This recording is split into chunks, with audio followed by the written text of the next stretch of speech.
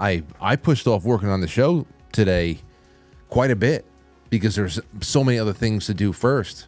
A lot of production stuff. We just removed one tree stump today. That's all? Yeah. So then why was it do? We planted like 15 trees yesterday. So why was it such an early day? Oh, I went in at 4 to jet a few sewer lines. Oh, so you clean out the sewers? I was helping, yeah. It was either 2 or 4. I started twice at 2 a.m. this week too. Are you the least till 3 out of everybody on the crew? Are you the least scared to go into the sewers because you dealt with animals so much in the past? What do you mean, like sewage or sewers? Don't you said you went into the sewer? I went into one already. Okay. It wasn't deep though, so I didn't need the clean air thing because you have to be you can't just go down in there. Just can't go in there. You need deep enough, you might perish. You need to take an oxygen tank? Yeah, clean air system. What about a snorkel? If you want to swim in the shit, go ahead, but then the pathogens might enter your body. That's the worst. When pathogens enter your body? Yeah, I hate pathogens. Pathogens caused a lot of trouble over the last couple of years. You know what I mean? Created ones, at least. I know. There's a lot of stuff going on. I want to welcome you all to the show on a Friday night. It's 7:02 p.m. on the East Coast, and we are putting a bow on what was a very busy week. A lot of big topics, a lot of great guests, and I hope that we get some more in tonight. In the first half at least, I just really want to open up the lines for anybody. For anybody who has any kind of theories, or especially if I'll put up the hotline again for people in the disaster zone, that whole area over there in from Georgia to North Carolina. Though I know many of you are affected from Florida on up. I mean, that's the reason why Fleckis is not here again tonight. It's one thing after another. Of course, this was the most serious one outside of his dental work. He's all right. Yeah, he's okay. He's just, there's a lot of, where he is, there's just like a lot of downed trees. There was power out for a little while, but internet was the last thing to be restored. Don't worry. He's going to get, what, $600 or $750 to help him out? Everybody's going to get back on their feet. He'll be all right. Yeah. Everyone will be okay with that. $750. Everybody will be back on their feet before you know it. No, there's a lot here to talk about. The response is the most dubious thing, the most curious thing out of everything and that's what I really want to talk about the most. But I'll open up the lines. I'll have the hotline up for the locals, and then I'll have just a general line open. So I want people to call in. In the second half, I have a couple of things here. I have a thread from a friend of the show. His name is Ghost of Daniel Parker. He's on Twitter, and every once in a while I catch wind of a really interesting thread he puts together, and this one was about an episode of On Patrol Live. I've never seen it before, but I guess it's almost like a cops show. Yeah, it's like a new version. On Patrol Live, you've seen it? I've come across it. I think it's, what is it, like on True TV or one of those channels like that? I don't know, but I've come across it on TV. I've never watched it though, because you can't. It's called Cops, and don't try and redo it. Well, I mean, this one, they're redoing it. On Patrol last Friday. Oh, real quick, you know what else they just redid? What? Matlock. Oh, I heard. Yeah. I heard. Yeah. And did you see the promo video for the relaunch, reboot, reimagining of The Office from Australia? Dude, it's just I don't know. See it. I don't know. It probably won't be funny. No. I think they do this shit out of spite. And as far as casting goes, I think that they actually said we want the ugliest people in Australia to respond to this. Oh, that shouldn't be too hard. That shouldn't be too hard. No, there's a lot of very, very hot Aussies. But Australia is mostly known for, I'm sorry, I'm not trying to be mean or whatever. I'm sure a lot of people have heard it before. Australia's full of ugly people. What? And when they're ugly, they're like some of the ugliest people in the world. I never heard that. I've heard it several times. I mean, we have some pretty ugly people in this town. That's because they're on pills and then we have food. Okay, so the ugly people where we live is only because the pills have made them ugly. But in other countries, it's just they were born unfortunate. That's just that. Well, anyway, like I said, I've seen some pretty hot Australians, so it's not. Yeah, for sure. Yeah, when they're hot, yeah. When they're hot, they're piping. Yeah, yeah, you can't. When they're hot, they can't be stopped. But boy, oh boy, when they're ugly, it's over. Yeah. Good night, nurse. They look like Graham Lloyd. Graham Lloyd, the most unattractive. Come here, mate. Graham Lloyd was not the most. Come here, mate. Come here, mate. Come here, mate. You know, he was not the most unattractive guy on that pitching staff alone. You remember David Weathers? That was a.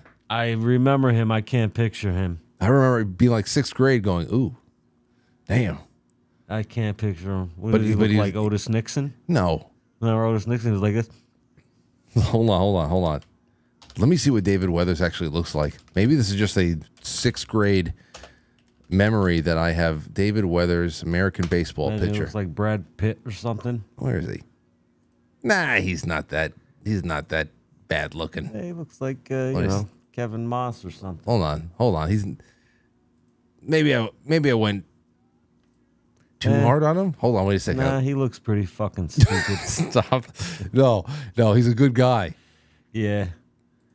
He's a good guy. Hold on. He looks like it. Open image in new tab. Let me see. Here. He looks like, what's that name? From the Yankees. Verdugo.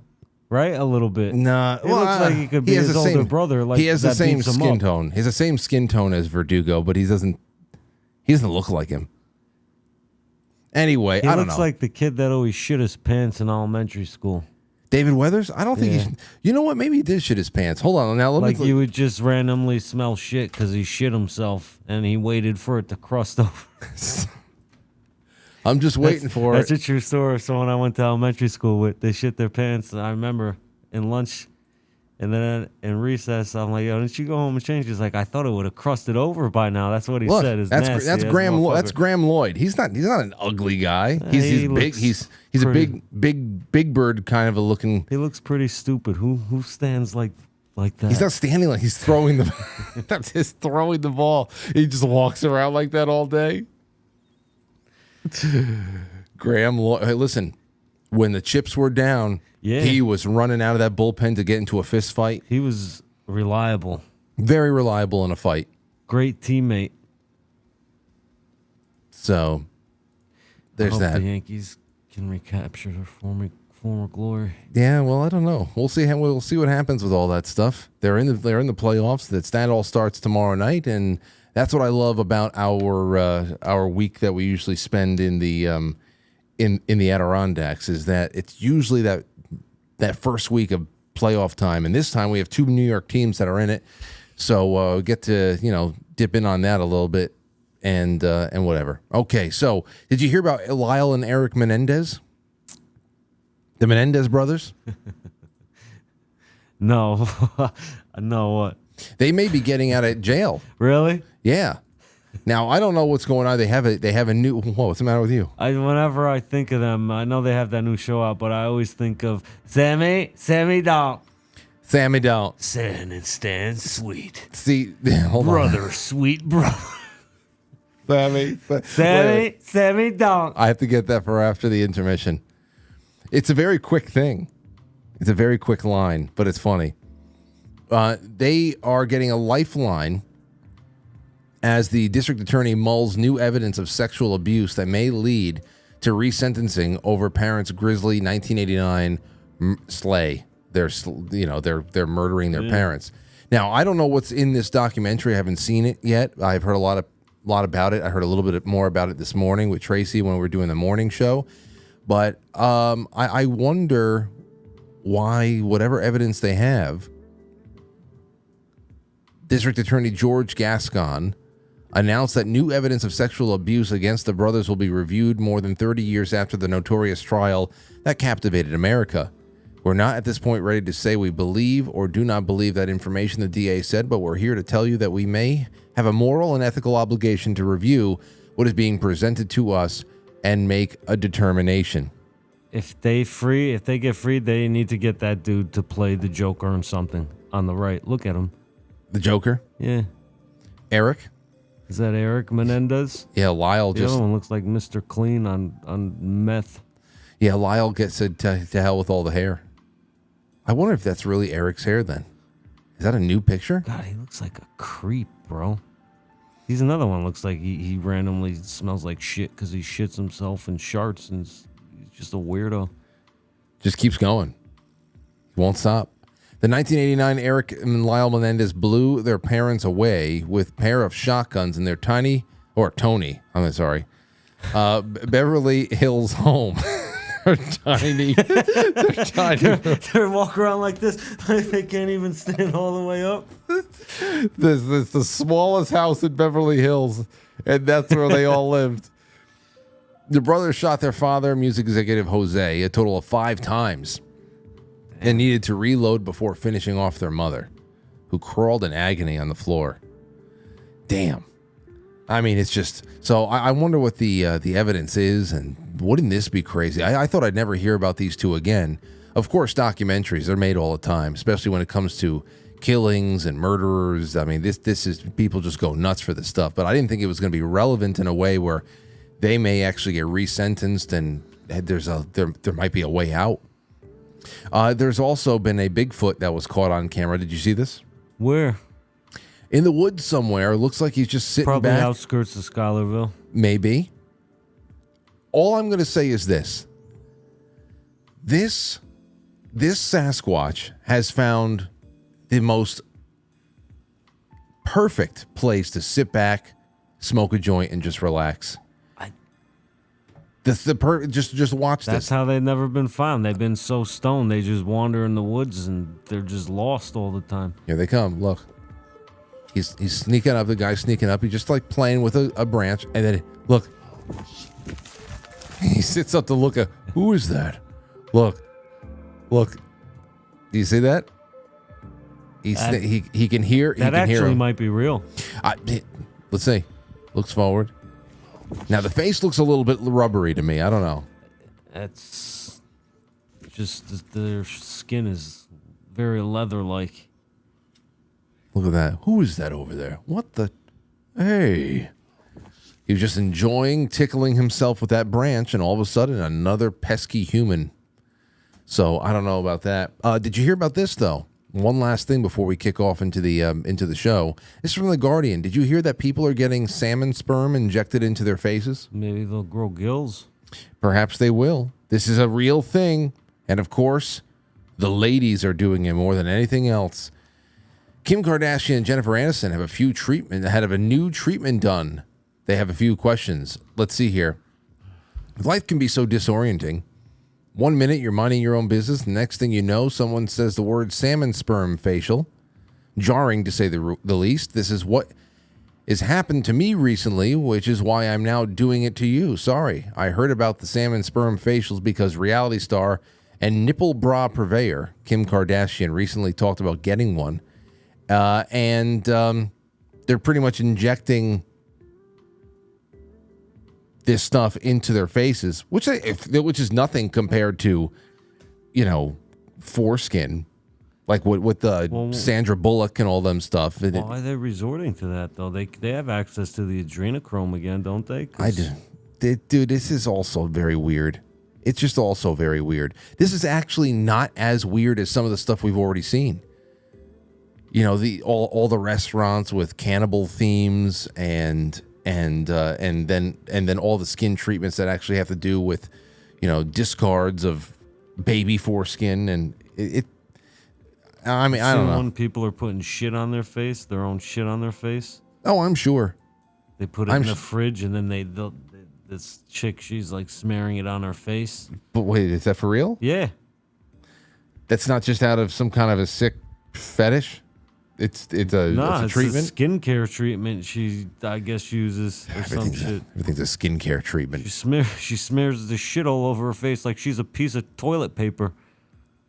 It's disgusting. It is disgusting. It's making me sick to my stomach. All right, guys and gals, let's get this one kicked off. I want to take your calls. 914-200-0269 is just the wide open line for anybody for whatever reason. I'm also going to keep the hotline open for anybody in the area. Oh, that's the inside info. Still purpose there. Doesn't matter. 914-369-1236. This is just the, I'm going to say the hurricane hotline for people in the area. And I'll get that all set up on the screen in just a little bit. We'll be right back. I hope you're here at the other end of the intro.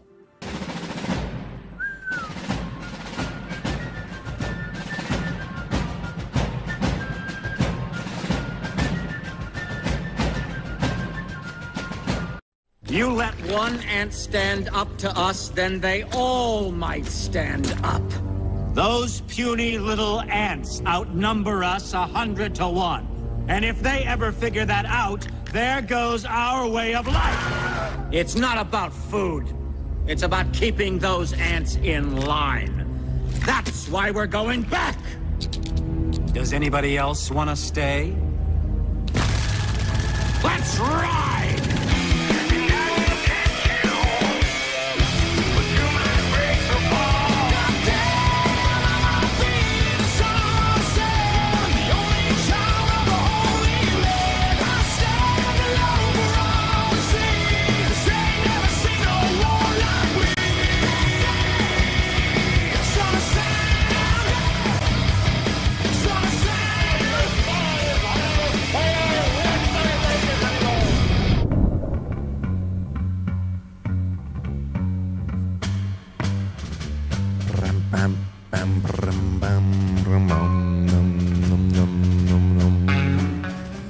Okay, so listen, one quick announcement before we really get kicked off here. I just want to let everybody know that tomorrow we're going to be syndicating the Trump Butler, Pennsylvania rally on quitefrankly.tv.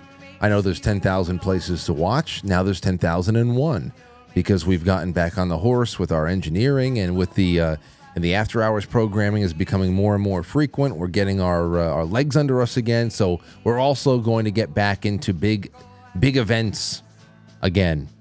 So I'll make sure I get it out there on Twitter or mainly Telegram and Discord and the Gilded.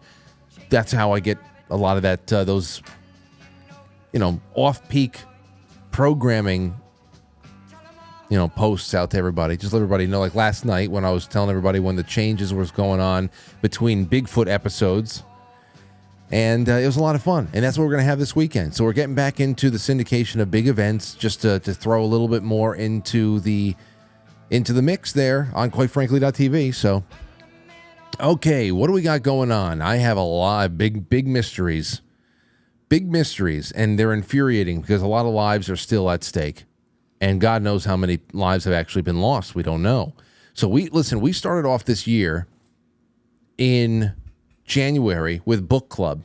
And the January pick for Book Club was Lucifer's Hammer.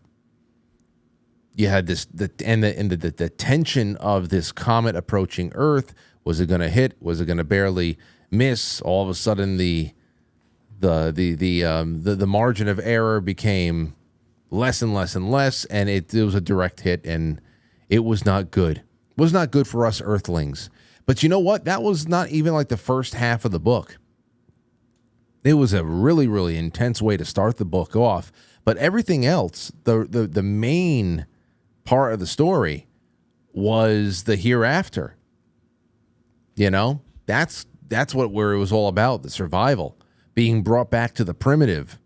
The power struggles, the best and worst of humanity coming out along the way. That is what thousands of people are experiencing right now with Hurricane Helene. That's Lucifer's hammer. That was it for thousands of people, and it's ongoing. Now there's so many crazy things here. I'm just going to go through some posts, and then we're gonna throw the lines open. Let me put this one up here, the Hurricane Hotline. It's the 914-369-1236. You can just call that up. And then the all-purpose, the open line, 914-200-0269. Foxy Farmer. Here are the examples of how SOS signals are utilized. Bed sheets are used for large signs. Let's see here. Large signs to catch attention of helicopters. Many are posting what they need on signs at the end of the road so that the groups with pack mules can bring it up to them. North Carolina will be a movie, they say. And that's it. I mean, look, that's from the 28th of September. This is an SOS. This road is not accessible for 2 miles, blocked at each end. On this road, persons in trouble. Oxygen, diabetic, need meds, cancer needs, oxygen, diabetic. And they're just stranded there. Stranded. I mean, well, but here's the thing. It's so bad as far as what's blocking it. I understand the logistical issues here, even though it's a week now. It's not just about downed trees, it's about landslides. So much has gotten in the way where some people are isolated up to 10 miles. And now, so it's really just about how the hell are you going to be able to get air support in there? But there's so many conflicting stories about the access to the area with helicopters and who's blocking what. FEMA, are they there to help? Are they there to hurt? There's just so much here. What are they saying the death toll is up to right now? Because I heard the real thing, it might be like tens of thousands of people or some shit like that. See, that's the thing. I've heard things that are so bad that I almost can't believe it, and I don't want to believe it. Then I heard things that are believably bad. That is, whereas the mainstream media is getting to the point where they're comfortable reporting that over 300 people have died, most people are saying that it's at least 2,000. And that one of the more eerie and horrible aspects of this is that body recovery and removal has been so hard, and in many cases, the government is refusing to do it. I've heard even down there in Florida, just when it comes to general trash disposal, people thank God for the internet. Again, you want to talk about the double-edged sword that is all this technology, but down in Florida, there have been plenty of people even there who have posted their experiences with FEMA and local authorities about what's going to go on with trash pickup, because there's just mold that's growing everywhere. There are rats that are starting to just have a field day over there, and a couple people have corroborated that they were told by one authority over another, whether it be state, a combination of state and federal, I don't know, that the trash would get picked up over the course of the next 12 months. That's a year? Dude, there are so many directions you can go in with the testimony about things that are getting bungled or things that are unable to be. And then once we get into the money situation, that is the most infuriating thing. The money situation is the most infuriating thing out there because it all comes down to we don't have the money, and where has the money gone? Because when something like this happens, and somebody says, like that serial killer Mayorkas says anything along the lines about there being limited funds and we're running out of resources, and you think about the $300 billion that is just on the books, not talking about crypto laundering that's been going on through that war zone out there, that meat grinder in Ukraine for a lost cause from the beginning. You think about hundreds of billions there, tens of billions any time that Israel gets into a slap fight with somebody around them. Mm-hmm. It's just incredible. And then it even gets down to the little one, the penny pinching. Greg Price put this out not too long ago. Karine Jean-Pierre, boy oh boy, I can't wait until I don't have to watch this freak anymore. If she didn't take herself as seriously as she does, she would be wonderful on like Comedy Central as a fake reporter. But she just takes herself so seriously, which is what makes her act that much more infuriating. I'm used to anybody on television lying to me and reading scripts and really being automatons and puppets for bigger interests. But the lying is incredible. Karine Jean-Pierre today just said that it was categorically false that FEMA uses its funding to resettle illegal aliens. This is in spite of the fact Greg Price. Here, listen to her for a second. Hold on. Former President Trump is accusing the Biden administration of using FEMA funding to support undocumented migrants. How is the White House responding to that? I mean, it's just categorically false. It is not true. It is a false statement. Blinky, blinky, blinky, blinky. Let me get the words. Look, the fact of the matter is, I think Washington Post fact checker did a piece, and the headline recently, just moments ago, not too long ago, and the headline was, "No, Biden did not take FEMA relief money to use on migrants, but Trump did." What? Can we fact check her? Here it is. This fucking poodle-headed freak. We have this right here. It's literally advertised, as Greg Price reported. It's advertised directly on FEMA's website. Shelter and Services Program. Look at this. The Shelter and Services Program, SSP, is administered by the FEMA in partnership with U.S. Customs and Border Protection. SSP provides financial support to non-federal entities that provide humanitarian services to non-citizen migrants following their release from the Department of Homeland Security. The intent is to support CBP in the safe, orderly, and humane release of the non-citizen migrants from short-term holding facilities. And the total funding for fiscal year 2024 is $650 million. SSPA, round one, $275 million. Round two, $40.87 million. Total $300 million. For fiscal year 2024, SSPA award allocations, unclaimed awards, $340.9 million. And so it's just so incredible that outright deception. Is it deception or is it just don't care? Whatever you say, I'm going to say the opposite of and live with it because I'm dressed like a pumpkin today. That's all. That's what it comes down to. It's just nuts. Listen to this guy. Listen to this guy. Elon Musk and a couple other people. Well, Greg Ree put this out. It's Mayorkas talking for a couple of seconds. FEMA is tremendously prepared. This is what we do. This is what they do. And the key here, Rebecca, is also to make sure that the communities who are potentially impacted are prepared as well.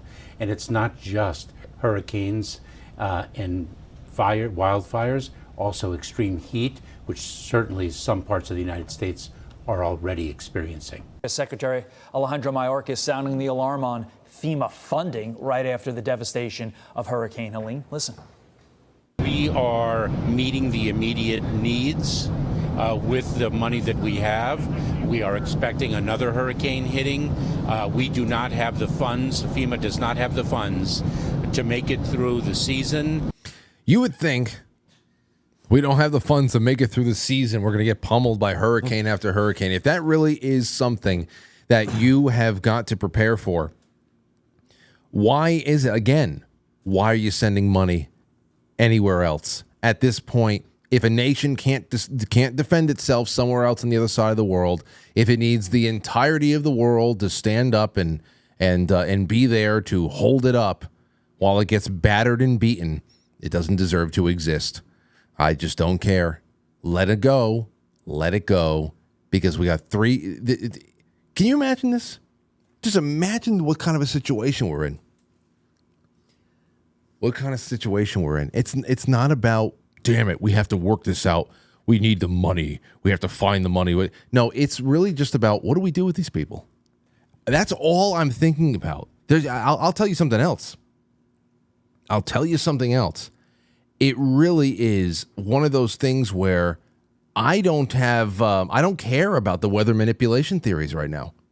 I've talked about weaponized weather on this show for as long as I've been doing it, and I've been interested in it for whatever years I was reading about it before we started broadcasting. And at the moment, it is the most useless thing to get hung up on. Every MAGA grandparent out there sharing TikTok videos and ranting about NextRad radar as like we're in a situation room trying to solve a puzzle to stop the next disaster. That's not going to stop anything. Right now, it's just a life or death situation for still probably thousands of people.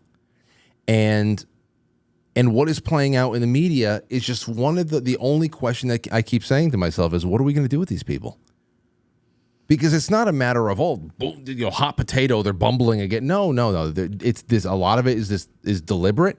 And then a lot of this is just clumsy by its very nature of government being inadequate to respond. It's inadequate. Big, clumsy government is inadequate. I just, I don't even care about the weather manipulation theories right now, because what's coming out, the people trying to send these SOSs out, I don't know. I don't know how to fly a helicopter. And I know quite a few people. I had about 6 or 7 people who've said, Frank, I'm in the general vicinity over here. I'm only a couple hours away. I offered to go out there and drive out. They said, unless you're just delivering some goods, there's no need, because you can't actually drive your car anywhere. All this has to be accessed by air. And that's what I have that's why I have this. The more so from the aerial side of things. This is from Elon Musk again, just because, Starlink has been doing this and that and the other thing, and SpaceX has been trying to get, drone presence over there. But again, with FEMA, people wondering, is it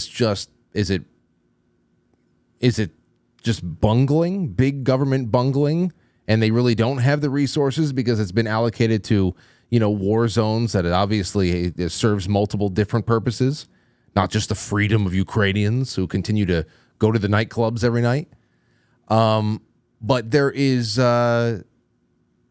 this question about intent. I'd love to hear from you guys, 914-200-0269.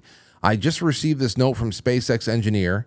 This was earlier on today, around 1 p.m., helping on the ground in North Carolina. FEMA is not merely failing to adequately help people in trouble, but it's actively blocking citizens who try to help. Here's a quote.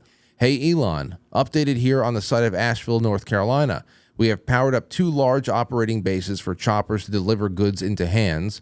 We've deployed 300 plus Starlinks, and Outpour it saved many lives. The big issue is FEMA is actively blocking shipments and seizing goods and services locally and locking them away to state that they are their own. It's very real and scary how much they have taken control to stop people from helping. We are blocked now on the shipments of the new Starlinks coming in until we can get an escort from the fire department, but that might not be enough. Let's take a call. 251, you're on the air. Go ahead. Hey, Frank. One thing I've just bugged me the past couple of days is the DeSantis thing. I'll use the National Guard. I'll use the National Guard to run the ports. Got a quick question. What is it called when the military seizes supply and distribution of resources? Well, go ahead. Fascism, right? Well, I mean, fascism is a direct partnership between the government and corporate entities, but I don't know. When it came to the labor strike things, if it comes to securing ports in the absence of workers, I mean, I saw a lot of people go back to Reagan with the air traffic controller strike, and he pretty much just said, okay, well, you're all fired. You don't have to come back. We'll get people who want to work. I was on a couple of different sides of that whole thing, so I don't know. Did he? It just was sad to me to see people begging for it, because if it can be used like that, imagine if Gavin Newsom said, "All right, that's the precedent. We're not shipping shit out of California to red states because we control the ports for the National Guard." Wait, but he was saying that he wasn't going to be shipping out to blue states? No, I said imagine if that thing had gone through with DeSantis, imagine with that precedent set, the National Guard can run the ports. Gavin Newsom uses his National Guard, which is state, right? So says, hey, we're not going to ship out to the red states.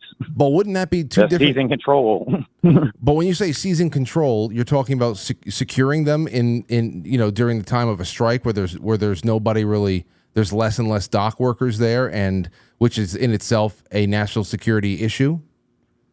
Oh, so is a damn border.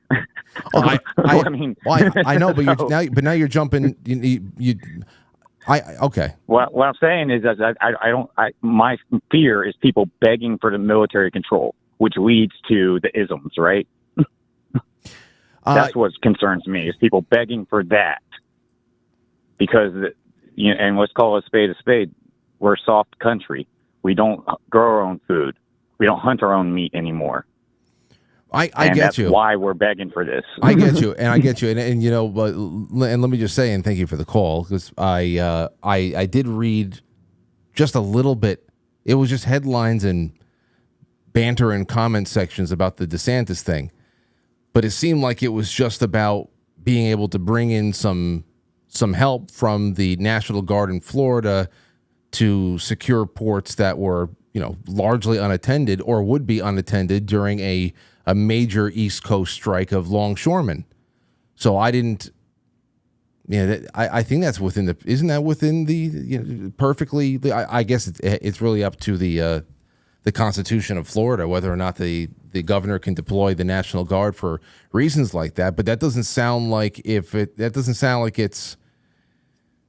was, I don't know, anything like what you had described with California, the California analogy or the hypothetical about Gavin Newsom saying no more shipping to red states. I don't see how that links up. Anyway, it didn't have to happen because the longshoreman thing got cleared up in like 3 seconds. All right, let's take a call. 978, you're on the air. Oh, what's going on, King? Hey, what's happening, man? Hey, you know, I always thought David Weathers looked like Corky from Life Goes On. Remember that TV show? Wait, hold on. It was a little bit before my time. Hold on. It was back in the late 80s. Google it. That's what David Weathers looked like. I don't know. A little bit. A little Come bit. on, put it up on the screen. Let the audience see. Hold on. Let me get it. That's David Weathers right there. I heard Matt laugh. Matt knows what I'm talking about. I seen a movie with that guy. I think Corky. Yeah, I don't know what movie it Corky, was, but Corky Weathers. I don't know. Maybe a little bit. Yeah, it was just being nice. Hey, real quick, would you mind if I told Matt and your audience what you already know happened to me last night or this morning? Okay. Would you mind? Yeah, go ahead. Would you mind? No, go ahead. All right. So I work the overnight shift at this grocery store, right? So about 1 o'clock in the morning, I take my lunch break. I go outside the store, sit on the bench, smoke a cigarette.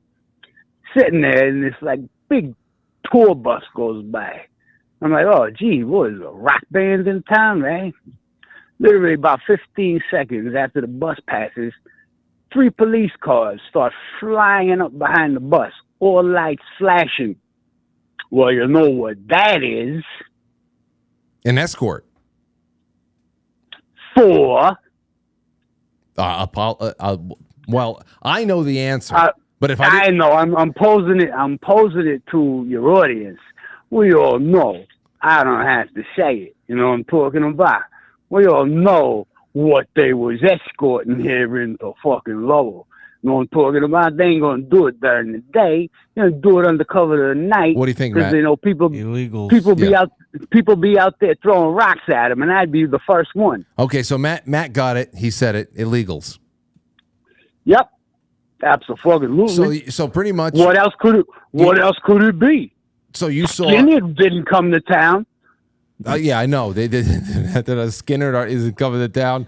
Nothing like that. It's not Kiss. Yeah. So you told me the story about that you noticed this late at night, early in the morning. Was that the only 1 o'clock in the morning? Was that the only bus you saw last night? And did anybody tell you whether or not this is a regular thing they see?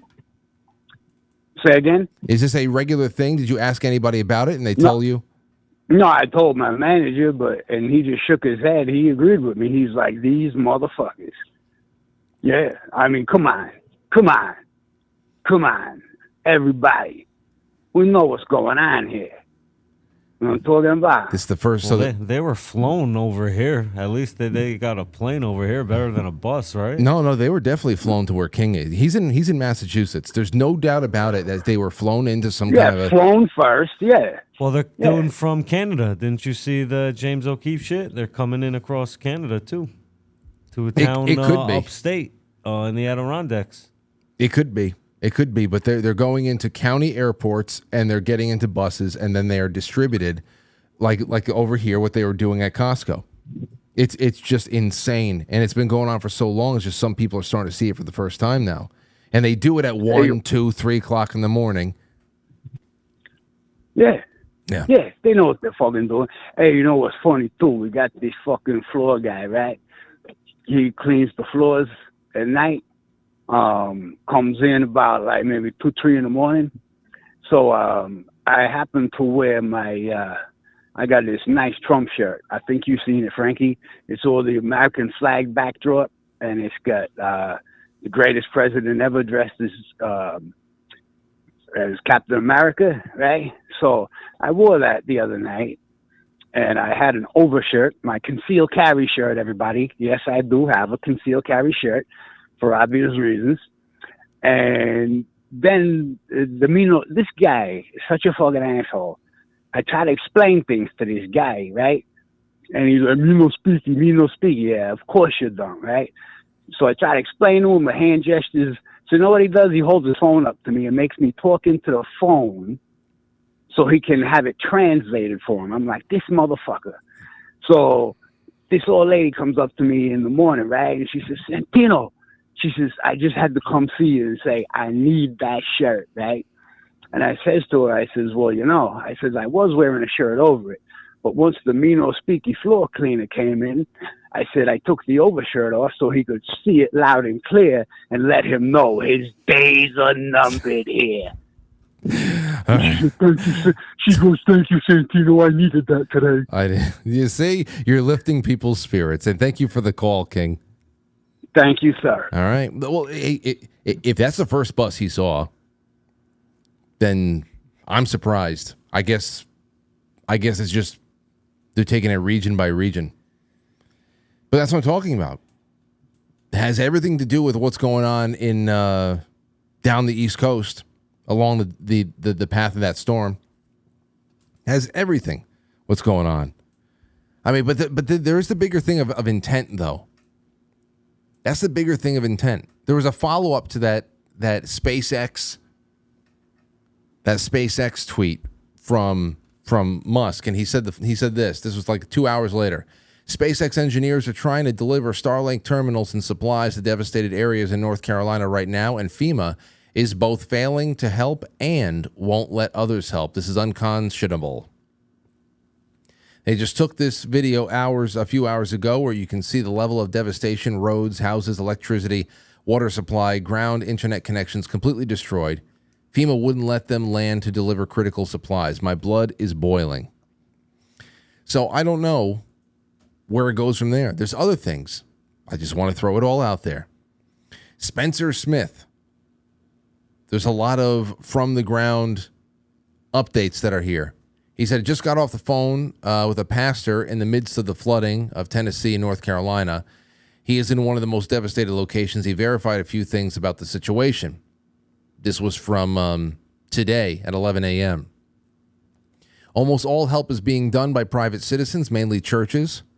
Private helicopters are flying in vast majority of the supplies. Local sheriffs are telling people to feel free to defend their property from looters by whatever means they have. I've heard a lot about this. I mean, like I said, for all the bad things going on, there's great things being reported on too. How people are stepping up.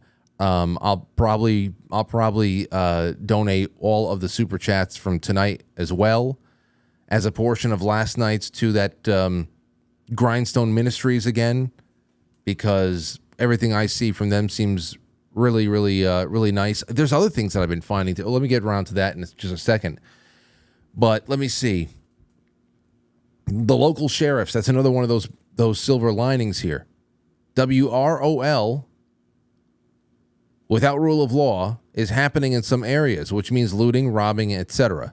FEMA's involvement has seriously complicated the rescue efforts. That's the incredible part. Local sheriffs have threatened to arrest FEMA workers if they hinder rescue and aid work. God bless the local sheriffs who got their shit together. The response to this tragedy has been massive and overwhelming, all from private individuals and local churches. Pray for these people. That's huge. There was this other organization that I reached out to. I haven't gotten anything back from them yet, but then again, they have they seem like they have their hands full. Where the hell are they? They're a radio organization. What are they called? They're called Radio Made Easy. Turnkey radio packages, radio training for regular folks. Like, book a one-on-one comms consult on our site. And they've been trying to get radios, everything out, the regular dudes with pickup trucks. We, let's see, encourage are still outperforming federally funded agencies here in Western North Carolina 6 days in. This is from them yesterday, Radio Made Easy. We're equipping aid workers with radio comms as they head into disaster zones at no cost. Let us know what you need. I mean, it's shit like that that's awesome. And again, radio, miraculous technology, something that needs to be taken seriously. When we have all of our creature comforts back, when we are in a nice zone, where the service on our cell is great, when we've got the Wi-Fi, there's no reason not to indulge. But that does not mean that radio should be written off. This is an insanely important technology. And that's why whenever I would plug BlueMonsterPrep.com, I always spend a little bit of time talking about get your communications there too. Every time that we go up to the Adirondacks, I'm the one bringing all the radios, the ones that I got from Blue Monster Prep. I bring all of them up there because even when we're driving through those roads to go to, the grocery store or whatever the hell it is, it's usually all dead zones. You're not getting cell service or anything like that. So I make sure that every car has a radio, and the whole way up, the whole way down, and whatever, we're usually in tight communication, and it's fun. It's just fun to joke around from car to car with radios, but it's also incredibly strategic. So I really enjoy seeing all of these radio companies like Radio Made Easy get out there and fill a very, very dire need. Let's see here. Is there anything else? No, just calls. Just calls. 914-200-0269. And then we have 914-369-1236. That is the hotline from down south. So give me a buzz. Let me know what the hell you're thinking. In the second half, we're going to lighten it up a little bit. We're going to go to this thread from Ghost of Daniel Parker. We're also going to do, it's a little bit of a longer thread from 2015, but it is a classic, Ghost Puncher. I think Matt is really going to like this. I've been saving it because we never read it on the show before, and I think it's going to be good. It's going to be good for this first Friday in October. All right. Let's just go to a really quick break. When we come back, I'm going to read all your super chats because we have a few here that we got to do, and then some calls, and then we'll go right into some fun stuff and try to find some enjoyment here. All right, here we go. Be right back. It's intermission time, folks. Time out to press the like button. Quite frankly. Quite frankly. Quite frankly. Quite frankly. Quite frankly. Quite frankly. Quite frankly. Quite frankly. Quite frankly. Quite frankly. Quite frankly. Quite frankly. Quite frankly. Quite frankly. Quite frankly. Quite frankly. Quite frankly, guys. Quite frankly. Quite frankly. Quite frankly. So everybody watch. Quite frankly. With Frank. Yeah.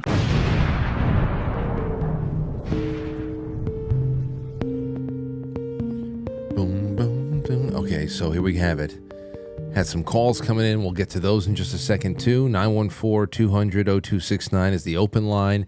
Then there is the local hotline for anybody in the disaster zone and the outskirts thereof.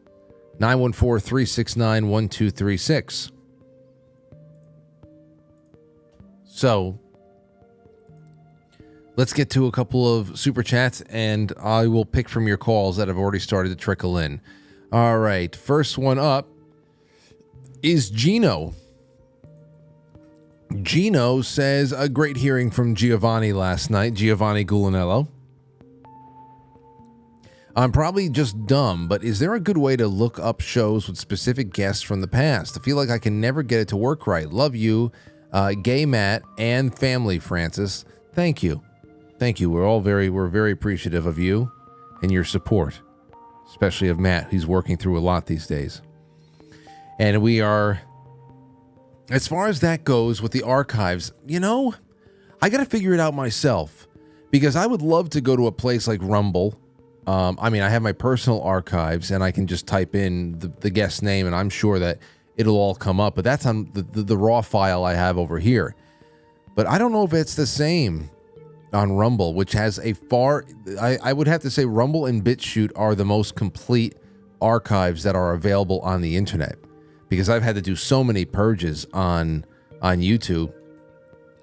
But the Jay Gulanello shows, they should be binged on, because, certain things come up again time and time, especially when we're having different arguments and different debates about things and whatever. We'll cover the same topic again from time to time, but it's always in a new, refreshing way. And you got to hear these things again and again, because it's complex, but it pops up all around. It's good to have some context with this stuff. Those are great episodes. The Jim Lee episodes, the Chris Ann Hall episodes. There's so many great guests that have come on that have essentially created their own anthologies with me, and I know what you mean. It's a need I got to look into. Let's see here. John Volts. Now, there's a couple of super chats from last night I didn't see. It was because they came in at the last minute, so let me do those. John Volts says, as a 50-year-old with high blood pressure, I have a YouTube sub to Nathan BMW Workshop. He turned me on to krill oil. I can't find my pulse anymore. My blood pressure is so low. Krill oil. Jay was talking about that, how good that was the other day. He said, especially if it's pure. Maybe we should talk about that. Of course, in accordance with a good diet. Hello Kitty says, hey Frank, Dwayne and I are still alive in Georgia. Unfortunately, the electricity is not. Hopefully you receive this. Phone service is sketchy as well. Been making Dwayne read House of Leaves to me every night for entertainment. What the hell is House of Leaves? Have you ever read that, Matt? Nah, never heard of it. When was the last time you read a book? Long time. Probably last thing I ever read was probably for my license for the animal trapping. If you want to get that as a book. Or for the pesticides. The pesticides manual. Yeah, I don't think so. That doesn't count. I don't read full books. I look through shit. I think you should read one. Maybe even just short stories. That's a great place for anybody to start off. Short stories. Friggin' Person Head said, I had seizures as a kid. I went to Children's Hospital with no answers, quickly diagnosed with ADD and prescribed Ritalin. They coordinated with my school, so I had to take it. No escape. It's meth for kids. I stopped at 12 when I started doing tweaker shit. Man. Here's another one from Lydia. Lydia says, Frank, I only voted no yesterday. I guess it has to be with the would you come to an event if Jay and I put one together. I only voted no yesterday because I have no means to travel very far. I would otherwise love to attend any event you and Jay may put on one day. Lydia, darling, I assure you I was just joking about the lemon face thing, okay? No one should ever expect 100% yes on any poll that is ever put out there on YouTube. Getting 10% of people to say yes to go out with me for drinks on my birthday is a victory. So trust me, I was very happy that in a hypothetical poll, 70% people reacted positively in expressing a desire or a wish to attend an event that is a, quite frankly, event with a, I really do think something like that would be a very, very special night. And I can't wait to see what's up. All right, let's see here. 914-200-0269. There's, oh shit, a few of them just popped up and went away. All right, so I'll wait for them to come back again. All right, over on quitefrankly.tv, we're going to those gold pills. And the first one up is Esther G says, haven't been around for lives, but never miss an episode. I love and hugs. Thank you, Esther. Vintage Blondie, thank you. Just bought a 1-month bronze tier subscription. So Blondie's going to be in on the book club starting on Monday. Everybody, if you are a subscriber, please go to quitefrankly.tv, go to the forum, and for Monday's book club, I gave you the link. It's right there, the swimmer. Let's take a call from the Hurricane Hotline. What's going on, 828? Who's this? This is Bob Schmidt, Frank. How you doing? Yeah, I'm doing all right. So what's on your mind tonight? Well, I just thought I'd give you a little call, let you know we're still alive and well here in Jackson County, which is 2 counties west of Asheville.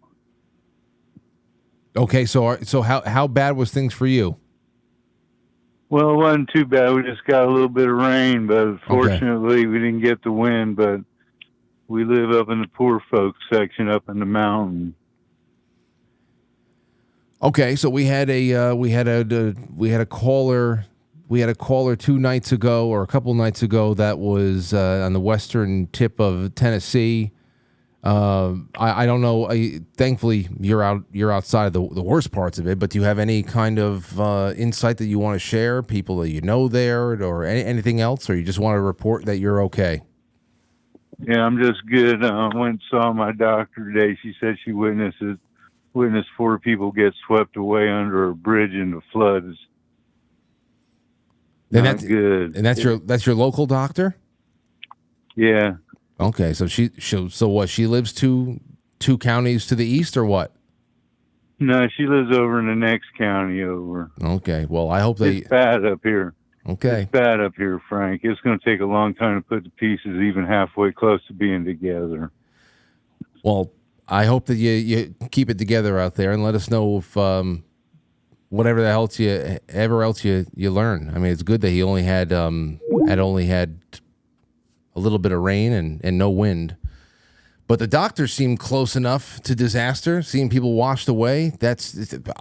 I'm not even going to get into the things that I've read about what has happened, especially to the young. That's the worst part about this. And everybody takes political positions in the media to explain why things are either being reported on so poorly or just refuting everything instead of just trying to get to the bottom. What is the real motivation? I don't know. I really don't know, because it's not as red an area as people think. So it's not. Is it political motivation? Is it really just about? Is it about an election? I don't think so. The one thing that I would say, regardless of what the truth is about manipulation of the storm, man-made manipulation of the storm, is the response is clearly geared toward land grab. That's no doubt about it. Clearly geared toward land grab. Because places like Asheville, Blowing Rock, what was the other one? Chimney.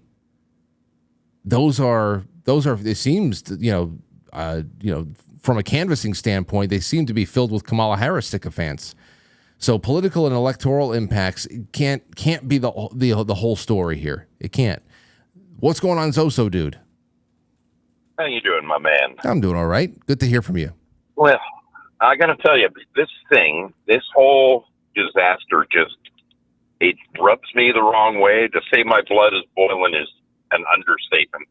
Last night was one of those nights I just couldn't sleep. So in the middle of the night, I wander out to the garage, get behind the old computer, and started doing some digging. And some of the things I probably saw the same clip you said you didn't really want to mention, probably about the mother who watched her 7-year-old boy get swept away. That kind of deal. Yeah. Stuff like that. Just horrific.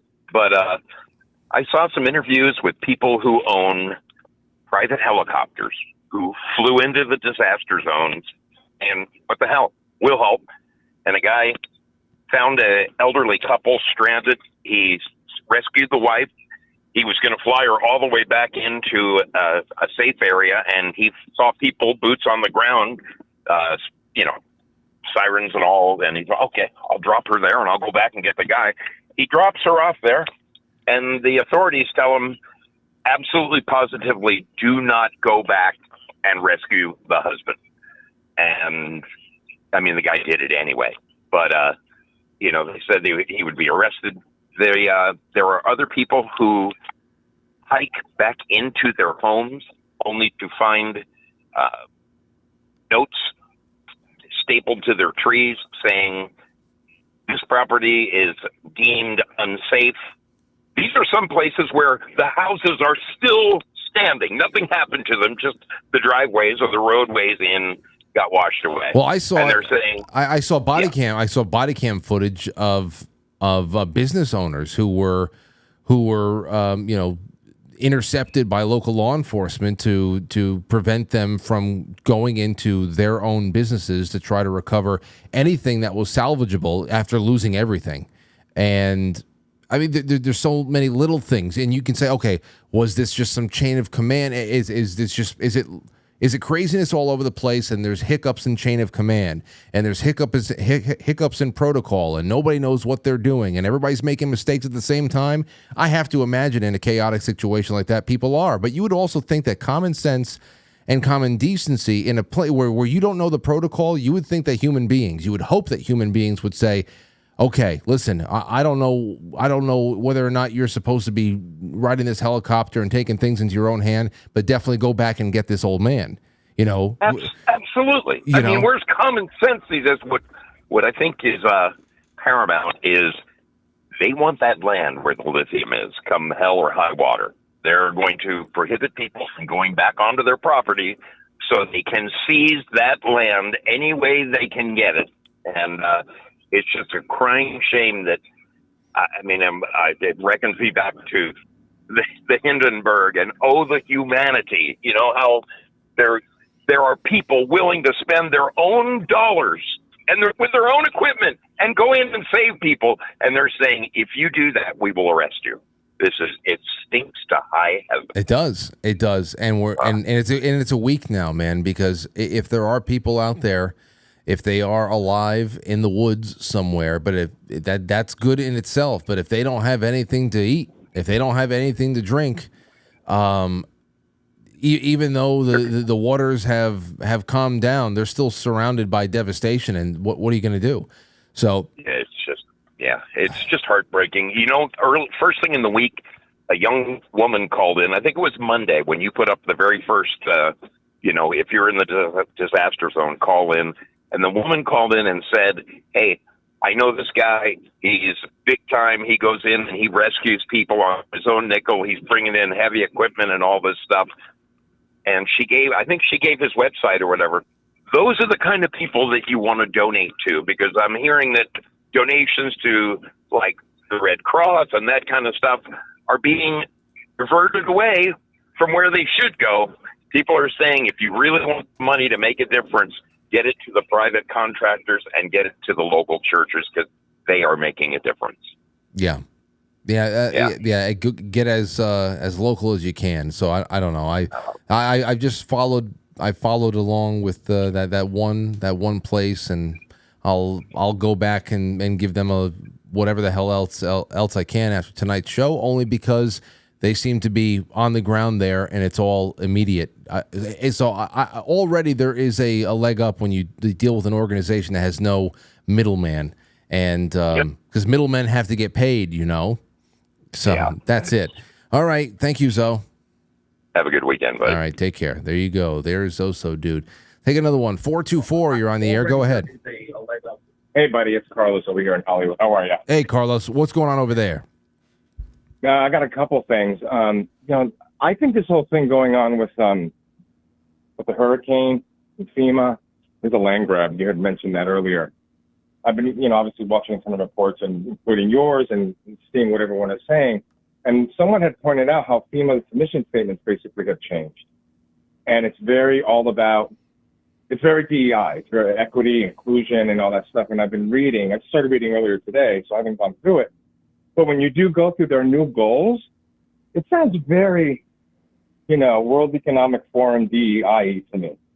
You know, I mean, their goals. Their goals are. It's just crazy. What are some? Because I have not seen it. I'll send you the link on email so you can see it and then go right to that page. But it's, you know, it's like literally about equity and inclusion and diversity. And the other person who was sort of dissecting was basically saying that the wording is very much about everything we're seeing with the woke stuff going on, what we've seen going on in our schools and entertainment and whatnot. And it just sounds so bizarre to me. I'm reading it again. I have to go through it further. I just got it today. Looked at it today. And again, my email will work properly. Well, you know what? There is a. I'll send it to you. I'm pretty sure that Kamala Harris and politicians like her, they have. I know I've heard people like her say in the past that when it came to disaster relief or anything else, when it comes to a situation where government has to intervene and distribute funds for either recovery of from something or whatever the hell it is, that it should be done equitably, and it also should prioritize communities that are disadvantaged over blah blah blah. So, by the way, that's literally the page on mine right now is saying that. Go ahead, sorry. Yeah, no, it's.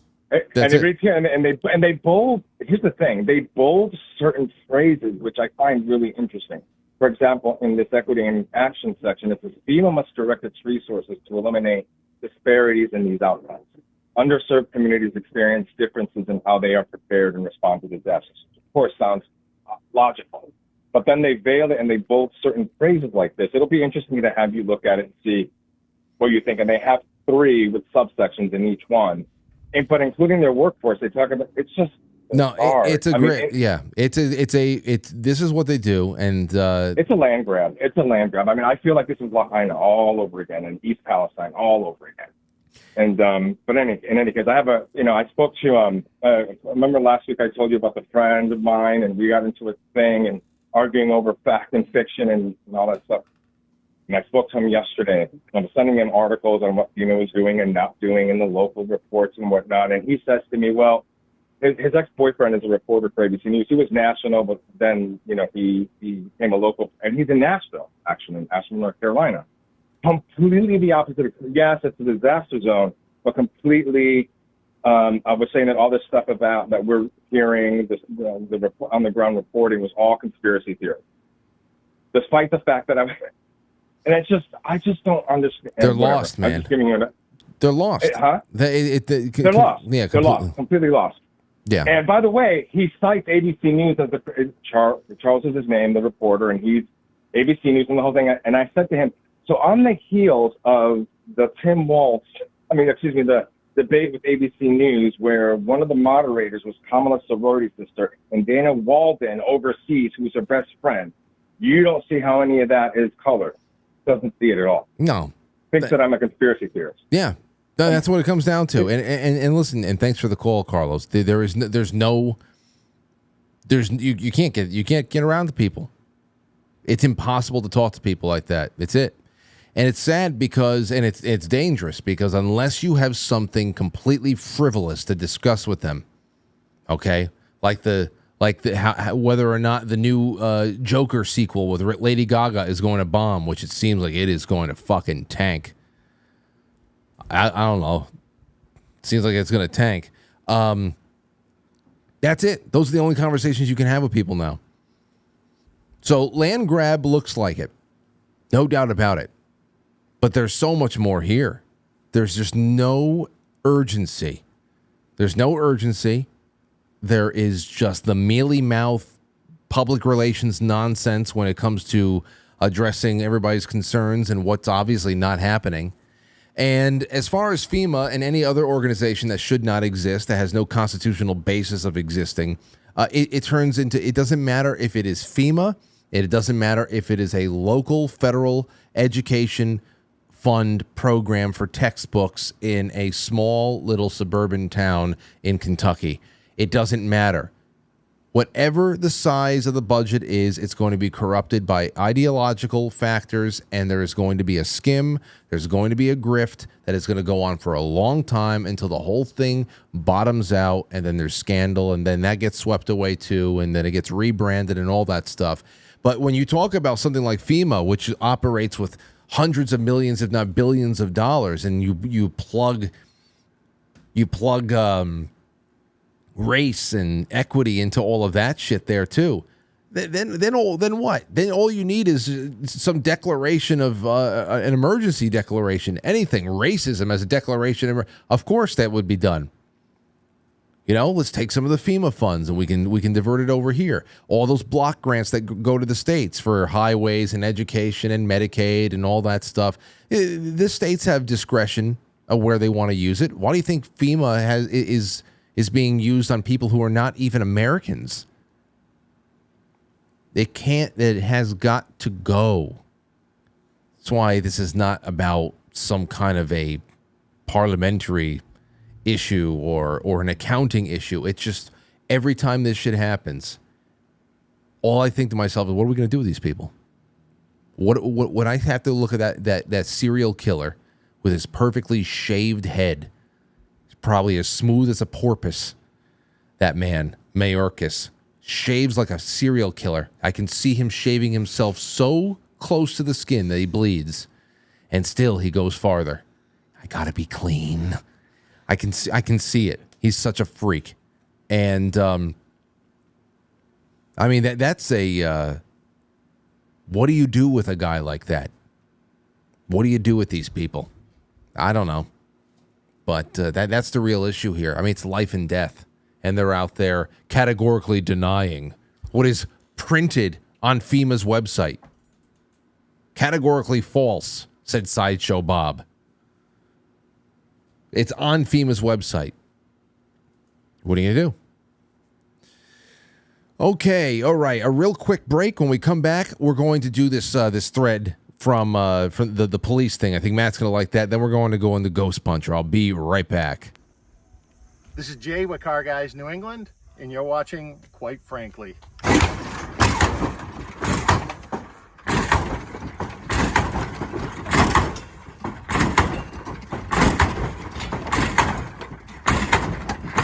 Well, Rosie O'Donnell's disgusting. I mean, both inside and out. You take a look at her, she's a slob. She talks like a truck driver. Rosie attacked me personally because I was very happy when her talk show failed. The other thing that failed, and this was a real monster, and everybody was suing her, was her magazine. Her magazine called Rosie was a total disaster.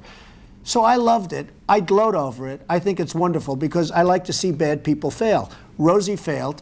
I'm happy about it. She's basically a disaster. Well, she called me a snake oil salesman. And, coming from Rosie, that's pretty low because when you look at her and when you see the mind is weak. I don't see it. I don't get it. I never understood. How does she even get on television? I believe Barbara made a terrible mistake putting her on, and I think Barbara's probably paying a big price. If I were running The View, I'd fire Rosie. I mean, I'd look her right in that fat, ugly face of hers. I'd say, Rosie, you're fired. We're all a little chubby, but Rosie's just worse than most of us. But it's not the chubbiness. Rosie is a very unattractive person, both inside and out. Rosie's a person that's very lucky to have her girlfriend. And she better be careful or I'll send one of my friends over to pick up her girlfriend. Why would she stay with Rosie if she had another choice? She's trying to use ABC and The View to get even with me. But with me, we fight back. I'll probably sue Rosie because she doesn't tell the facts. As an example, I'm worth many billions of dollars. Now, she said I was bankrupt. I never went bankrupt. So probably I'll sue her because it would be fun. I'd like to take some money out of her fat ass pockets. I actually think they ought to look at her whole life and see where she's coming from because I think she's got some very deep-seated problems. Perhaps it should be Rosie that goes to rehab. Rosie is a loser. What is up, guys? Mike Collins here from Wandering Wolf Productions at Easter Island, and you are watching Quite Frankly. And it's like 80s soft R&B. Hold on, let me find that first. And then we're gonna go to this It's cop called thread. Rosie, You're Fired. Okay. Nibble, Madman, Bob. Fired, Nimble, Madman Bob. Trump wave, 2 sips. Oh, this is such a good one. I have that one over here. Oh, maybe he didn't. That might. Yeah, that's it. Which one? That up. This one? Yeah, I think so. No, that's not him. That's from Daily Grays. It might not be. Let me put my phone's dead. Let me put Trump wave in. Rosie, you're fired. Trump wave. That's it. This is it. Yeah. This is from Moscalus, and this is from 7 years ago. Let me see what this is all about. I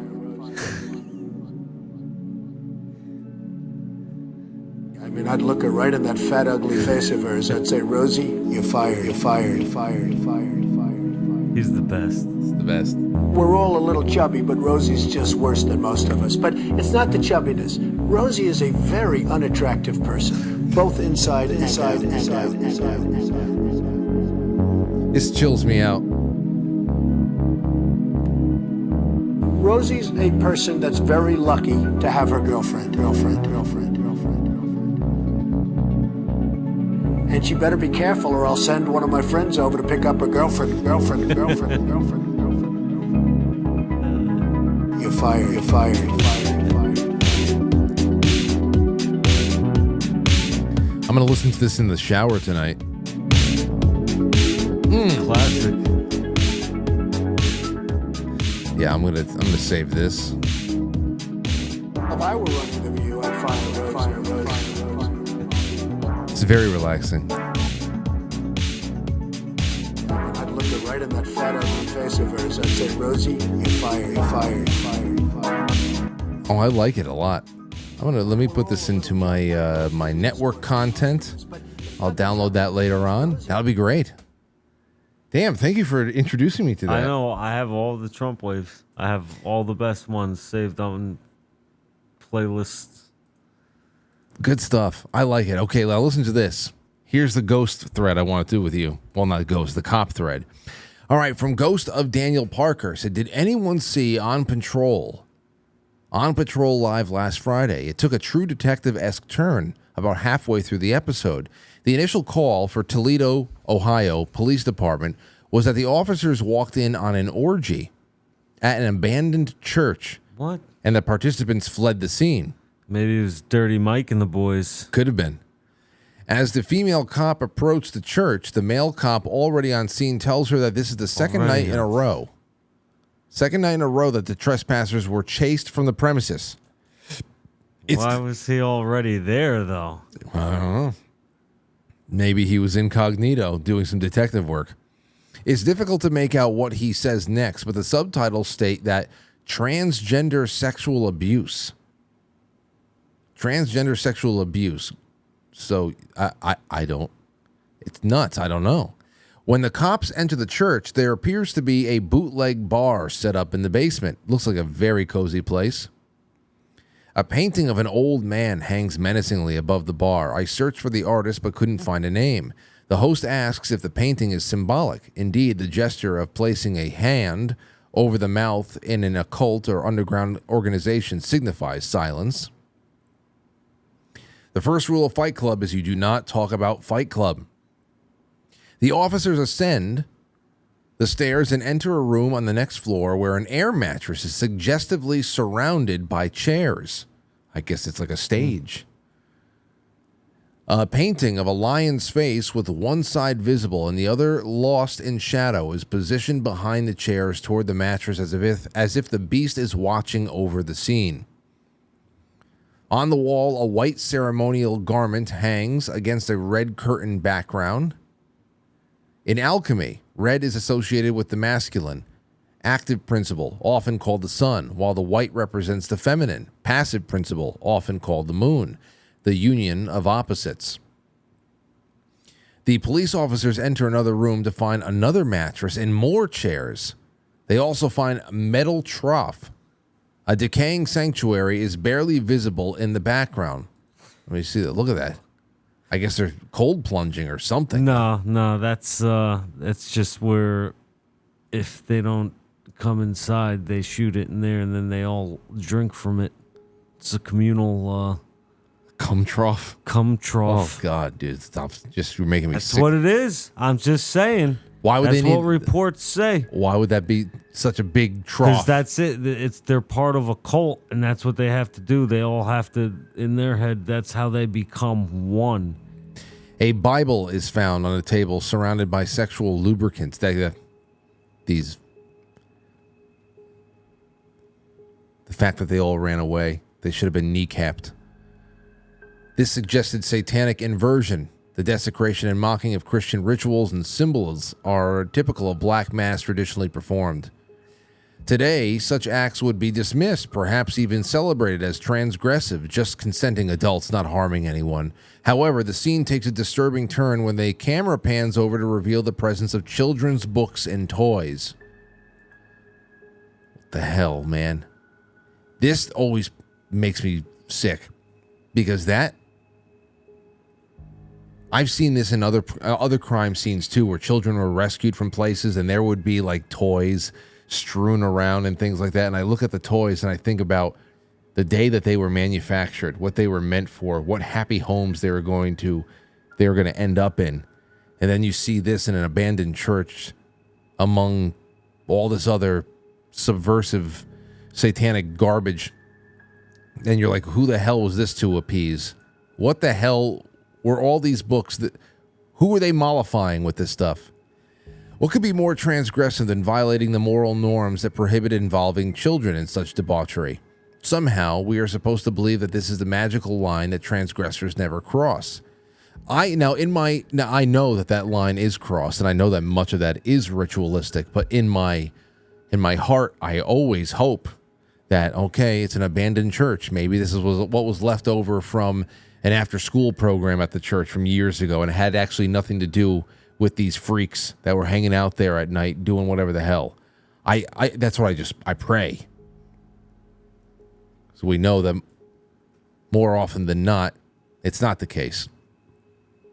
What could be more transgressive? More likely, though, the toys and books were left over from a church, from when the church was abandoned. However, I think it's possible. Okay, then we're on the same page, Daniel. I want to be on the same page. However, I think it's possible that some participants may have been underage. Someone should investigate. The female officer wonders why there's no alarm for the building. She later says that they need to notify Vice, but the male officer tells her that Vice won't do anything because there are no drugs in the church. After exiting the church, the officer summarizes the call by telling the audience that transgenders were having an orgy and fled the scene. Ugh. Research reveals that the church was originally founded by the United Brethren, eventually becoming a Methodist church at some point. It changed hands over the years before it finally became the Beacon International Church. They were in severe debt in 2014 and 15, and the real estate firm simply gave the congregation the property. Probably not the best neighborhood, I'm guessing. The Facebook page was last active in 2020. The officer complains that the city has failed to put lock on the church despite being asked to do so in the past. Call me a cynic. I doubt we would have heard that part of the show had it not been. We would not have heard that part of the show had it not been live. Oh, this is a live show. Yeah. Was Cops live back in the day too? It was pre-recorded. These are like I think this is one of the ones that it's like live action. Nah, I think it's like, I don't know. I would watch this. I would watch at least an episode of this if it's truly live. I could all just be fake too. Then again, it's not going to be as interesting as this every night. It is Hollywood. You know, it's Hollywood, man. Everyone's gay once in a while. Everyone's gay. It's Hollywood. Seems to me. Alpha and Tommy. I can't. I have that whole clip, but I can't play it anymore. There's too many kids that watch this show. It's either a willful choice to leave this place open or just the kind of soul-crushing neglect that lets the worst of humanity crawl out. You let a sacred place rot like this, ain't long before the freaks find their way in. Just saying. So, thank you, the ghost of Daniel Parker, for finding that, because otherwise, I wouldn't have known. It's interesting. It is. All right, let's see here. A couple more super chats, and then we're going to do this Ghost Puncher story. You're going to like this, Matt. Thank you, Sean Joe. Thank you, Ginger45. Delona put an ENP in the chat. Said they're taking things to people with mule packs. The old way is always the best sometimes. I've heard about that. That's great. Whatever you can do, people are doing. Whatever they can do, they can do. No, is this? I don't know if it's the one that's coming up, but is this a storm that went like this and then came back around and doubled across? It went up through the Gulf side of Florida, went through Georgia, up and then hooked to the left. And after, hurricane, tropical storm, and then just dissipated into just a really nasty storm system of just, it went in all throughout the Midwest. It didn't really come up here. Most of it just hooked left. But it is crazy to see how it just buzzsawed so far up through land. Usually you see that just bouncing along the coast, and sometimes when it reaches us, it's like a tropical storm level. Yeah. I don't remember the last time that we actually got a Category 1 up here, but every once in a while it does happen. It's usually just tropical storm that comes up here. Well, we had that Henry thing, right? That was Henri. Henri. Yeah, that was in 22. Stupid fucking French storm. I can't stand it. Can't get away from the French. Not even with the storms. Delona, thank you. No Stud All Muffin says, happy Friday, Frank and Matt. Have a good weekend, one and all. C. Blanche, thank you. And Delona again says, Agenda 2030, wait for a disaster, take the land, move the people to cities. You will own nothing and eat the bugs. Mad as hell, F the Red Cross, F FEMA, says C. Blanche. And then Dacob sent over a couple of gold pills to your gift recovery. Recovery gift? Are you talking about? Yeah, well, absolutely. Gonna send a little bit more over tonight for sure. Whatever. And of course, I don't know. I only got one place now that I thought to give to, because I saw that they're doing work on the Grindstone Ministries thing, because it came from the audience. I looked into them and they're there, and it seems pretty reputable, and they have good reputation. But you can do your own stuff. I was just saying that whatever I do get, I'm going to pass along. I'm not saying, hey, give to me, and you can just go give wherever the hell you want, and that'll be that. So, not urging you to give to me so I can give, because then I become some sort of a middleman as well. I'm just saying. All right, let's see here. Ghost Puncher, are you ready, Matt? I am. This is something that everybody should know. It was 2015. It's a little bit of internet lore, stories from the internet kind of a thing, and let's get to it. Okay, the Ghost Puncher. I don't know if this goes in fit or the X category on 4chan, but here it goes. Wherever the story, here it is. It's a long one, so bear with me. Should take about 10 minutes or so. He has a friend, does the OP. Friend not in the story. Tells us about a place to get palm readings. My lifting buddy and I, we go to get palms read. We show up to this shady-ass place at 10 in the morning wearing our workout gear. So, Matt, I think that this is really going to be right up your alley. Wearing our workout gear to the palm readers. Ghost bitches already Myron. What? Stereotypical scraggly gypsy woman shaking our hands and seats us at the table with a crystal ball. Asks who wants to go first. My Hispanic heritage kicks in and I say nope at the last minute, but my friend chads up to the plate. Woman grabs his hand. He flexes slightly. The woman goes from smiling to horrified. Starts grabbing and studying his hand like a last will. Feeling weird, man. Tells my friend he's got something following him. Asks him if he did any Ouija board voodoo shit. Says that tells her that he smashed a hole in the wall at his apartment when he was drunk lifting at home. Says that there was some kind of a decorative skull behind the wall that he now uses as a decoration in his bedroom. The gypsy lets us leave without paying. At the gym 30 minutes later, spotting friend while he benches. Some newbie dumbass is curling next to us. Like no joke, 6 inches away from us. Dude slips up and swings a 20 he's holding at a friend's head. Throws the bar up, ducks it just in time. Almost impale myself trying to catch the bar. The newbie apologizes while friend gets back up and I'm shitting myself still. I tell the friend he should go home. My friend goes, looks unfazed, and wants to continue. We leave to Abuela's sister's house to get some sage and silver. We go back to the gym and give it to the friend. Okay, the friend that had the skull. The next day, the friend looks happier than normal. He tells me some shit went down in his house. Says the power was dead even though his bills were paid and the rest of the neighborhood had power. He heard rattling of silverware. He uses a flashlight app to see what was going on and saw a silhouette of someone crawl under the kitchen counter. Shadow person. I don't know. Nothing under the counter, not even shelves, though. The friend doesn't believe in Ouija shit and believes it's an intruder or an animal. The friend grabs his pull-up bar and gets ready for sweet justice.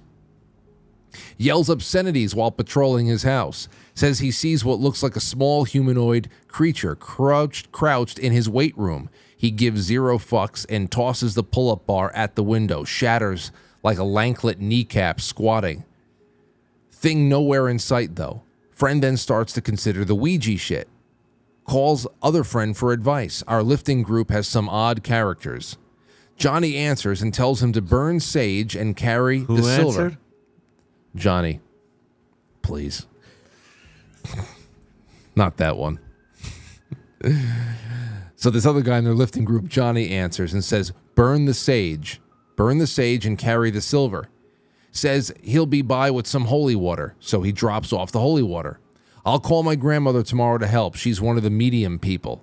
Friend sits down on the couch while the house smells like old watches and shit like that.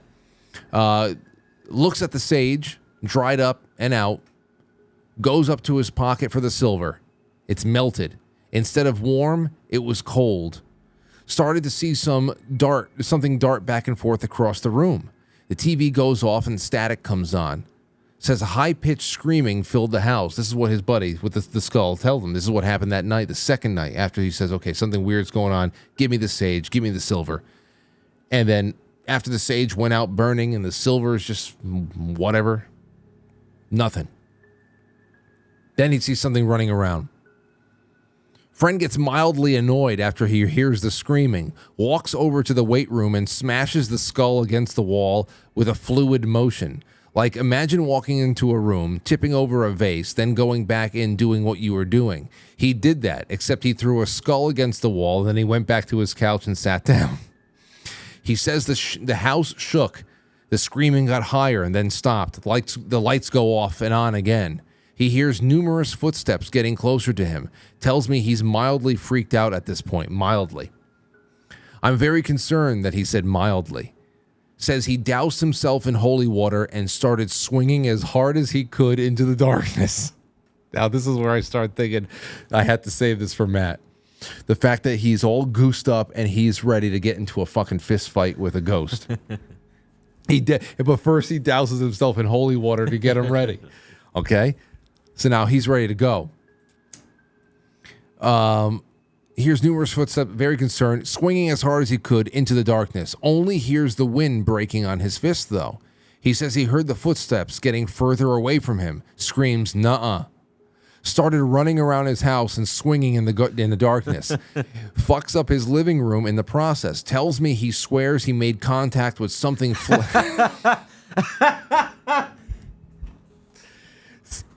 Swears he made contact with something fleshy a few times. Doesn't remember falling asleep that night. He wakes up and goes to the gym to tell me this the next day. Okay, we're halfway through. So friend goes outside to make frequent calls throughout his routines, his workout routines. I ask him if he's trying to get in touch with a priest. He tells me he's calling his home phone and leaving angry voicemails. For the ghosts. So he's leaving voicemails now on his home phone so that he can scream at the ghost while he's out. He says that he would buy a snake just to flatten it out with a rolling pin until it dies. Friend goes home again. Fast forward a few days, looks completely normal. Asking Johnny if lifting buddy was all right. He tells me it's disturbing how well he's handling the situation. Says he went to lifting buddy's house to check up on him, see what the situation was like, and he feels a presence, but it feels scared. The presence feels scared. The lifting buddy walks out of the bathroom naked, wiping his ass with a Ouija board towel, throws it on the floor, kicks it into the living room, pours more holy water on it, and then takes it outside to burn it. He asks his friend if he's hungry. He goes, sure. Says he pulls out an opened Ouija board he bought at Spencer's and uses it as a cutting board. He says he repeatedly stabbed the cutting knife into the board when he was not using it. He breaks the board in half after he's done chopping up tomatoes and throws it in the trash, washes his hands, and then pisses in the trash.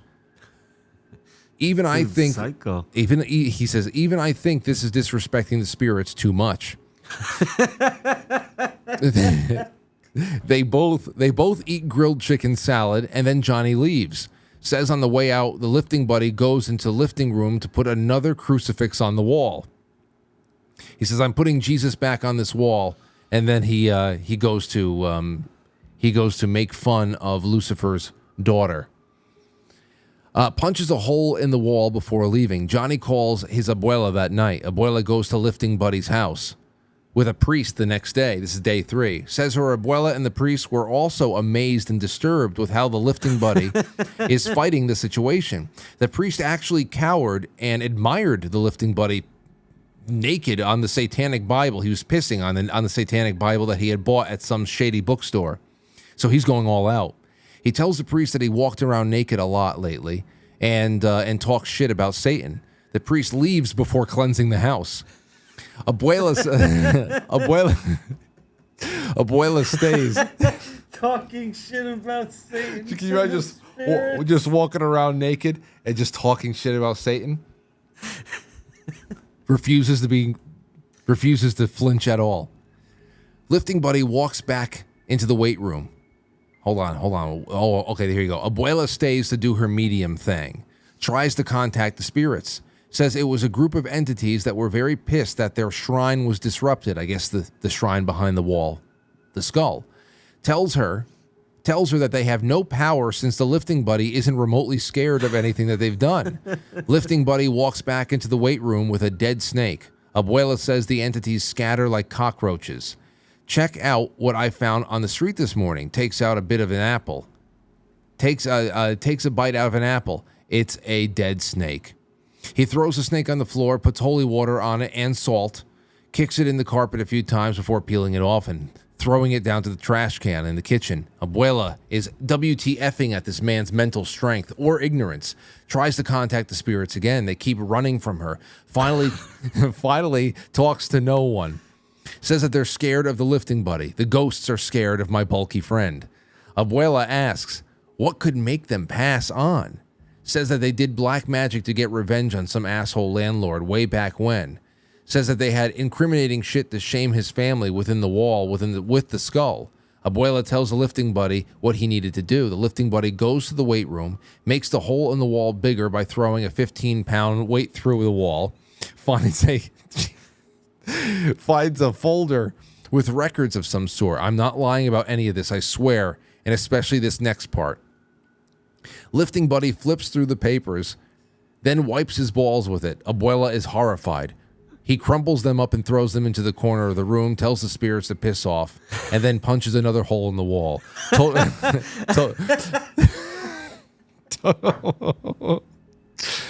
Total of 13 holes at this point. Abuela says, "May God have mercy," in Spanish, and then leaves. Goes back to lifting buddy's house a month later, immediately goes to the weight room. More holes than wall, destroyed completely. But the halo descended from the heavens. The bench and the squatting rack are still there. She tries to contact spirits, but nothing. Smiles and asks my friend if he did what needed to be done. And here's the last leg of it. Again, not lying about any of this, he tells Abuela that he uncrumpled the papers and got the addresses of this bastard. The papers were only from 60 years ago, so the guy was still alive, just old as dust. Finds the address of this guy in some sort of mansion. Knocks on the door wearing a Get Swole, You Must Star Wars Yoda tank top, board shorts, pink sunglasses, and backwards Chicago Bulls snapback. Johnny said lifting buddy went into a total lot of detail about the wardrobe for this. Some scrawny white guy in his mid-30s opened the door. The lifting buddy holds out the papers and asks for the person on the paper's name. Hey, Dad, someone's here to see you, and he's got documents. The lifting buddy lets himself in and finds the old man in his study. Who are you? Notices the papers. Where did you get that? The old man tries to grab the papers. Lifting buddy punches the old man in the face. Dentures fly out. Says that it was like some kind of a shit out of a movie. Crouches in his face and sets the old man straight, Sherlock Holmes style. The guy's son runs in and jumps on Lifting Buddy's back. The Lifting Buddy stops mid-sentence, lets the guy down, and then punches him until he hobbles out of form and pukes in the hallway. Tells the old man to set shit right or he'll come back for blood. He leaves. Fast forward a couple of days, various cars outside of the Lifting Buddy's house. Thinks the old man brought some friends to grab his pull-up bar. So he grabs his pull-up bar and he's getting ready to go again. Walks outside in his tank top and house shorts. Various families are thanking him, giving him cooked foods. They thank him for getting their grandparents' properties back. The documents were apparently deeds swindled by the old man. Families say they're whole now and they'll never forget you. And they give him the whole spiel and they leave. Friend looks into the Tupperware. Nothing but calories and carbs, cookies and briskets and gumbo. Throws it all away and goes back to lifting in his weight room. And that's where we have this. The old man's name. We see the old man's name in the newspaper a few days later. Apparently, he was hated by the community for being a dick. Somehow, only heard about him now. News doesn't disclose how he died.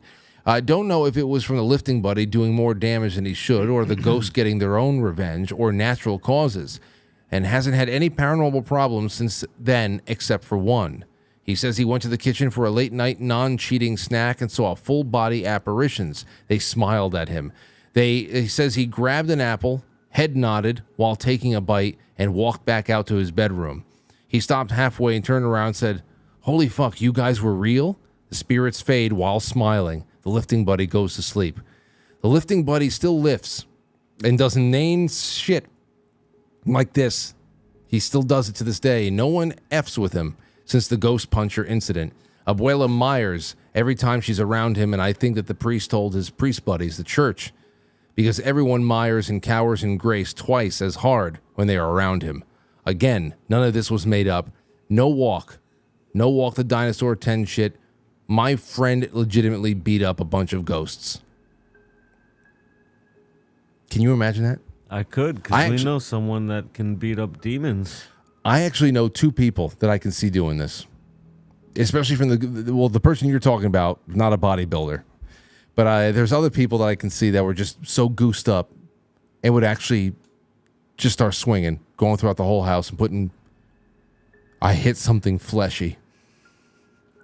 I know I hit something fleshy. Oh my gosh.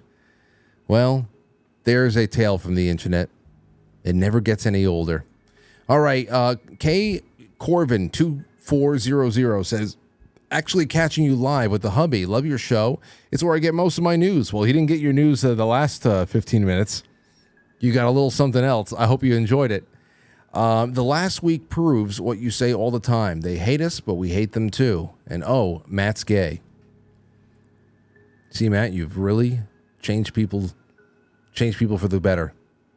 Car Guys New England says, have a great weekend, guys. Thank you. Thank you, sir. And thank you for your wonderful bumper with that souped up car. All right, we're stopping about a couple of minutes early. Rest in peace, Pete Rose. That was something this week. National tragedy. National tragedy. It's national tragedies. We're getting goosed up.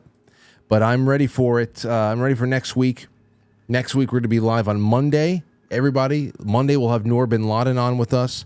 And then we're off to the Adirondacks for the rest of the week until the 13th. But I'll probably be doing morning coffee streams every morning on the back porch over there at the house in the mountains. So be on the lookout for that. It'll probably be on YouTube as well, because we reach more people there. I have to get a little bit more, current with the Instagram, but still, I like both of those as a streaming platform. So we'll see you. We'll see you on Monday. But in the meantime, keep your eyes open. We'll have some more stuff after the show. After the show on the Friday night, let's see here. Here's what we have after the show for the after hours on QuiteFrankly.tv. Jay Dyer takes wild callers about the top plans of the elites. That's the InfoWars 4th hour. There's The Luciferian Doctrine Explained by Robert Sepper. That's after that. And then finally, this is really a great one. And John Carroll, Mike from Maryland, wonderful picking for tonight's After Hours on QuiteFrankly.tv. So you got Jay Dyer Takes Wild Callers about top plans of the elites. Then The Luciferian Doctrine Explained by Robert Sepper, which is a great one. I've seen that one. And then Bill Cooper interviews a 32nd degree Freemason. That's what we're ending with. So you got a couple of hours of really intriguing Friday night, mind-expanding stuff. That's going to begin on QuiteFrankly.tv at 9 o'clock. Yeah, well, maybe 5 to 10 minutes from now. I'm getting off a few minutes early. I know Matt's tired, and we're just gonna bounce. And I'm gonna set this up, and I hope you guys enjoy it. So thank you so much, and I appreciate you all. It's been great. One last thing. I did something really interesting. If anybody wanted to get in on this, I'm going to start making specials every month. And here's what we got for the October 2024 sponsorship special. It's going to be focused on the Postcard Club. There are 12 spots open on Patreon for receiving monthly postcards from me. And we would like to sell them out by November 1st. And if you become a Postcard Club sponsor, not only will your first delivery be one of those awesome Halloween cards that Lauren just found, but you're going to receive a Cocogram from Yes Cacao Botanical Chocolate. So you'll get 3 chocolate coins shipped out to you subido, fast. So this is the best time of year to be a postcard sponsor anyway, because every month there's a different holiday and they just get better and better. So I personally cannot wait to write these postcards, and there's only 12 left and they're all on Patreon. So you go sign up for that, or you upgrade to that, whatever the hell it is. I'm going to pass your shipping address over to Justin at Yes Cacao, and you're going to get 3 Yes Cacao chocolate coins. So you get to taste it for the first time. It's going to be great. Or if you already know them, then you're going to get some free chocolate coins to go add to your collection. So thank you, guys and gals. I hope you have a wonderful weekend, and I will talk to you soon. Thank you, Matt. Thank you, Francis. All right. Good night. I'll catch you on the flip side.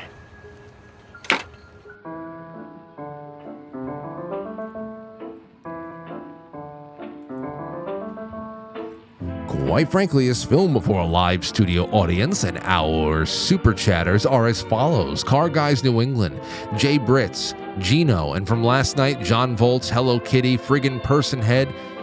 Thank you guys and gals so much. Thank you to our wonderful chatters and rumble ranters, and I will continue to unload the scratching and the D-Live treasure chest. Don't go anywhere if you're watching on QuiteFrankly.tv. And if you're not already there, hop over, because tonight's After Hours programming is going to be great.